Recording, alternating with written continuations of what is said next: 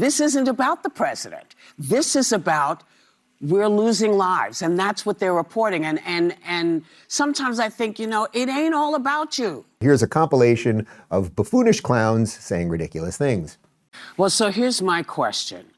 Every president who has had a war going on has always allowed the press to talk about the deaths. They always keep it front and center. They're always a part of it because it's not just troops. These are American people. These are American soldiers who gave their life. So this isn't about the president. This is about we're losing lives, and that's what they're reporting. And sometimes I think, it ain't all about you.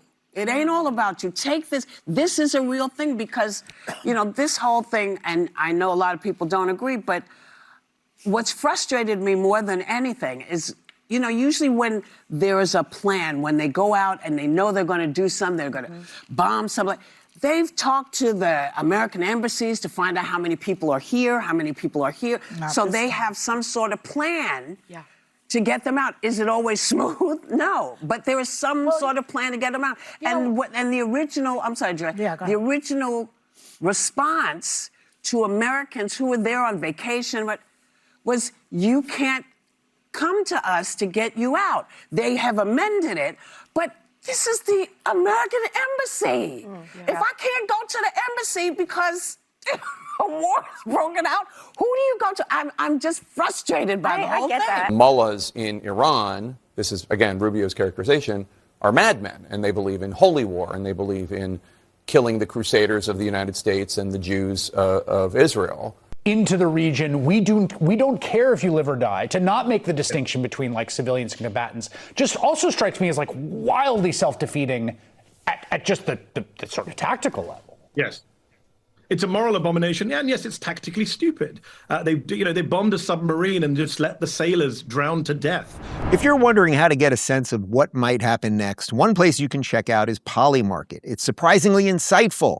You're essentially watching thousands of people put real money on real-world outcomes, political elections, major policy decisions, even unexpected global events. It works like a live pulse of what the public actually believes. You can see trends forming and momentum shifting, sometimes before it shows up in mainstream headlines. It's not about gambling, it's about understanding probabilities. If you follow the news and you want a deeper look at where expectations are moving, it's a fascinating tool to add to your routine. These people, that Muppet right there, out of all of them, that we're not making a distinction between civilians and military. You see how they're going to start. This is what the left is going to do. The 2 years of the Israel-Hamas war was a test for the West. Do you have the balls to do the right thing? Do you have the balls to defend yourselves? And will you fall for these ridiculously guilt-ridden arguments? So that Chris Hayes right there, that buffoonish Muppet talking to an Islamist, he is saying that we are not making any distinction. We're not just randomly bombing Iran all over the place. We're not just throwing bombs into Tehran like, oh, let's find out where all the restaurants are and kill as many people as possible.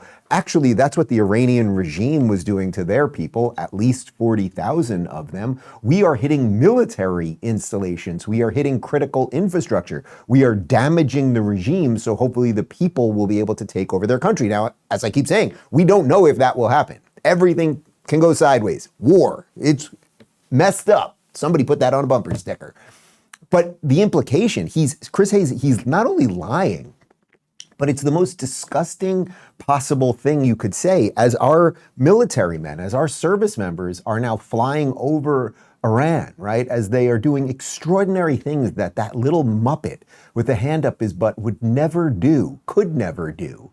Like, he's implying that they're just killing innocent people. And that buffoon Islamist, Mehdi whatever, went on to basically say that the American army is worse than the Nazis. I mean, these are just terrible people. Also, Whoopi completely made that up, that there's no plan here and we haven't evacuated people off bases and embassies and everything else. We played you a video last week of Rubio talking about how we're making sure that our citizens in these countries are taken care of and that they have evacuated people out of Israel and some of the other Gulf nations. Like, it's just lie after lie after lie after lie.